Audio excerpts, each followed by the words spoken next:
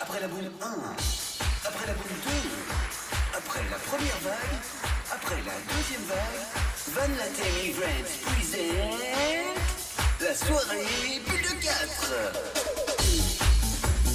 La boule de 4.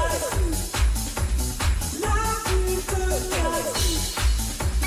La boule de 4. La boule de 4. Le scénario de base, on va vous le mimer ici ensemble. À côté de ses proches, particulièrement proches, il y a la possibilité de recevoir 4 visiteurs, 4 personnes pour lesquelles vous avez envie de discuter avec elles, de manger éventuellement avec elles, de faire des choses, ou essayer de faire des choses. Nous voulons aujourd'hui vous montrer un petit peu ce qu'il y a moyen de faire. On sonne à votre porte, qu'est-ce qui se passe? Toute visite à domicile de quelqu'un commence par une invitation, normalement. Et je pense que malheureusement, on est à l'époque des invitations. Que l'impromptu est peut-être quelque chose qui doit être en partie mis entre parenthèses. Donc planifiez les choses. Exposez clairement ce qu'il en sera, de manière à ce que les cartes soient sur la table et que personne ne se dise « Ah, je ne savais pas » en arrivant. Alors après l'invitation, c'est l'accueil. Lorsque les gens arrivent chez vous, songez à les désinfecter. Vous allez vous dire bonjour, pas en vous embrassant, pas en vous serrant la main, mais vous allez faire comme on fait maintenant. Eh bien, on va effectivement, un certain temps, continuer à se cogner le coude ou la cheville au lieu de s'embrasser lorsqu'on n'est pas dans le cercle des proches. Chacun va enlever son manteau, va le mettre au niveau du vestiaire. On ne va pas s'attarder dans le hall d'entrée, qui est d'habitude très petit.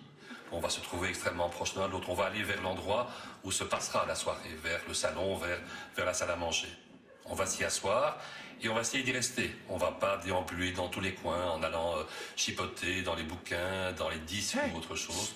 On va essayer de rester le plus stable, le plus fixe à sa place possible. Et donc, il faut essayer d'avoir ce fameux 1,50 m entre les gens qui seront assis dans la salle à manger ou dans le salon.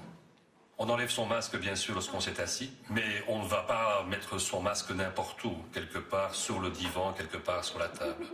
Alors essayez de songer, comme vous le faites à table en mettant des serviettes, de fournir aux gens un réceptacle.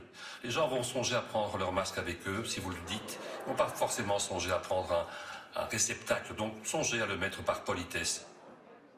Alors, on va manger, par exemple, et donc il va y avoir un service qui va se faire. La personne qui va servir, que ce soit le maître de maison ou la maîtresse de maison, va vous servir, si possible, en portant un masque, comme la personne qui vous sert au restaurant.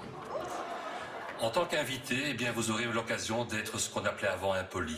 Vous aurez l'occasion de rester assis et de ne pas aider au service, de ne pas aider à débarrasser, de manière à ce qu'on évite justement que les gens se croisent et se touchent dans tous les sens.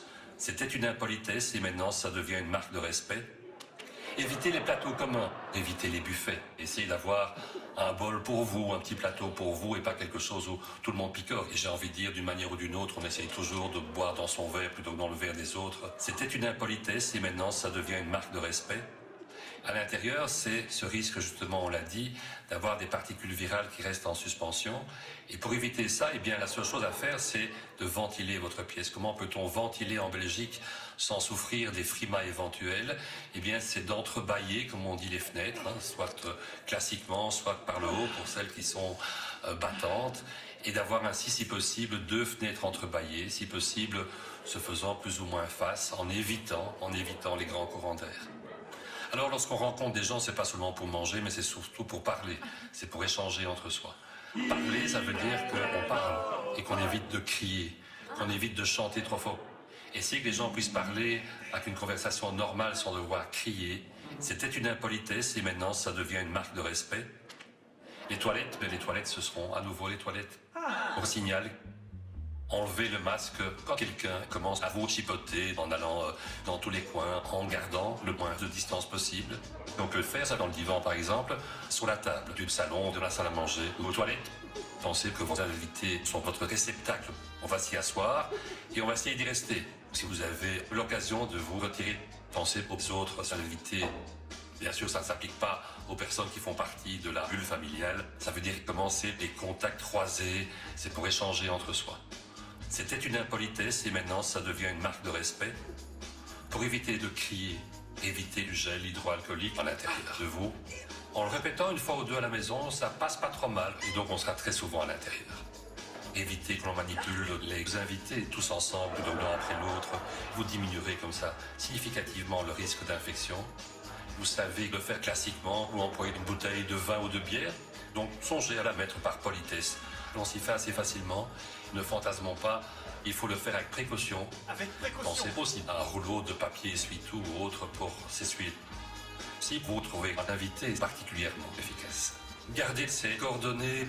Je pense que c'est très important de garder cette vie sociale dans les mois d'hiver qui viennent, mais toujours avec les précautions qu'on vient de souligner. Merci beaucoup.